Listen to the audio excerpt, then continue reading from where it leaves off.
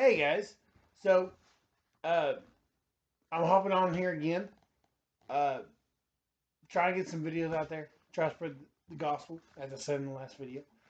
If you've been listening to Christian radio, um, there's a ton of artists out there. Mercy Me, Zach Williams, Sidewalk Prophets, uh, Chris Tomlin, the Gaither Vocal Band. I grew up listening to them. I also grew up listening to, well, kind of grew up listening to Chris Tomlin and some of his music. Uh, there was a gentleman that used to go to church with my grandparents.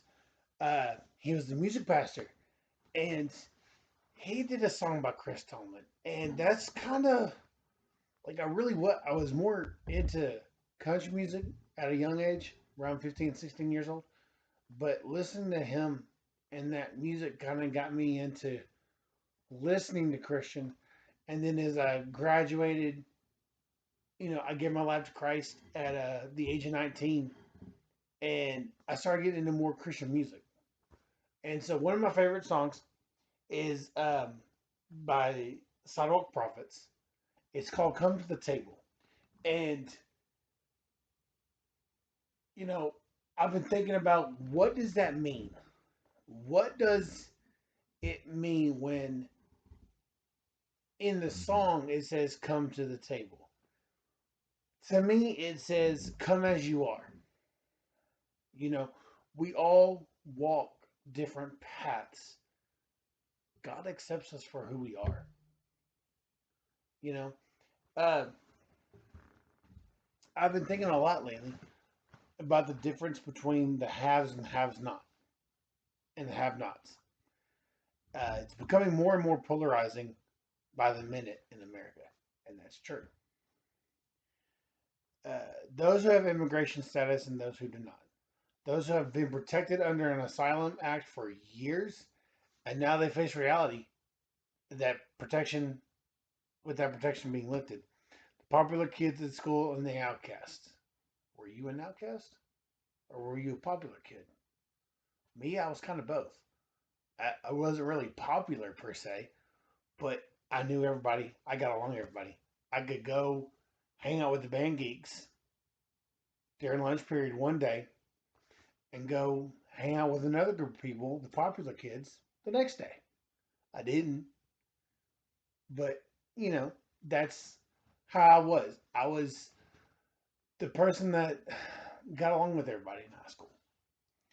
Uh, for most of the world, there is a desire to be part of the in crowd, to find a place of belonging, a state of permanent status, the circles that extend far beyond just immigration. The fascinating reality is that Jesus' approach to hospitality is countercultural to our Western way of thinking, where we would prefer to welcome in the people who can provide some sort of kickback for us. Jesus says to welcome the stranger, the poor, and the outcast. The parable that Jesus told in Luke 14, has taken a hold of me. Jesus' table is open to anyone who's willing to come. There is no elite and there is no inner circle. All are welcome. The Greek word for hospitality used in the New Testament is actually translated as the love of strangers. True biblical hospitality is loving strangers, immigrants, and enemies.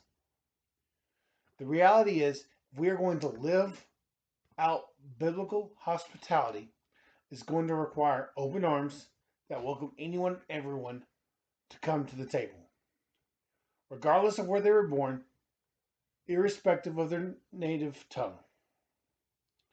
Jesus always was welcoming people to the table who were very different from him and very different from each other at the table. Have you ever thought about who Jesus invited to his table when it was his party to call? When Jesus celebrated the Passover meal with his disciples, what we usually call communion today, he welcomed 12 vastly different people. So I had to look this up. I'll admit, I had to look it up. Bartholomew was born royal blood. Andrew was the self sacrificing, devoted follower, always inviting others to Jesus. John was a hothead with a temper. I know a couple of those. Judas was a traitor. Thaddeus was a nationalist prone to violence. Matthew was a tax collector who, by all standards in that time, were considered criminals. I don't like tax collectors, but I accept them. What do you do? Peter was a fisherman, a blue collar worker who was married. Philip was a pessimist. Simon was a zealot who, by the way, were fanatical haters of Romans people not like them. Thomas was a doubter and a pessimist. Jesus chose these people who were different. Some of them were hated, but he made them his own. He saw the potential in each one, and he still sees the potential in each of one of us today.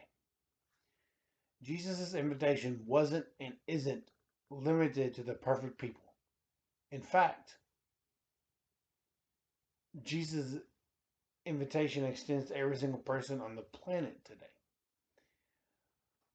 I'm sure, as most of you are, I'm thankful that Jesus does not discriminate.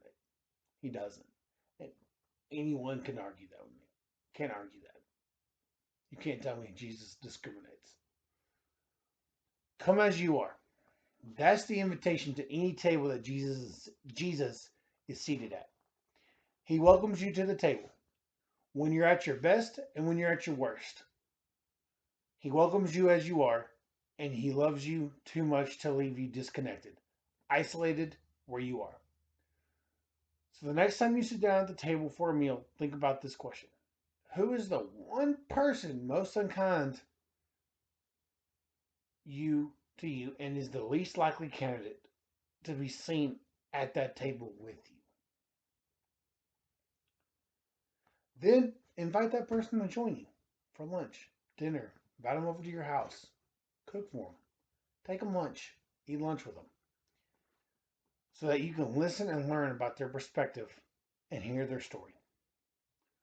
Because that person is probably the most likely candidate to need you at the table with them.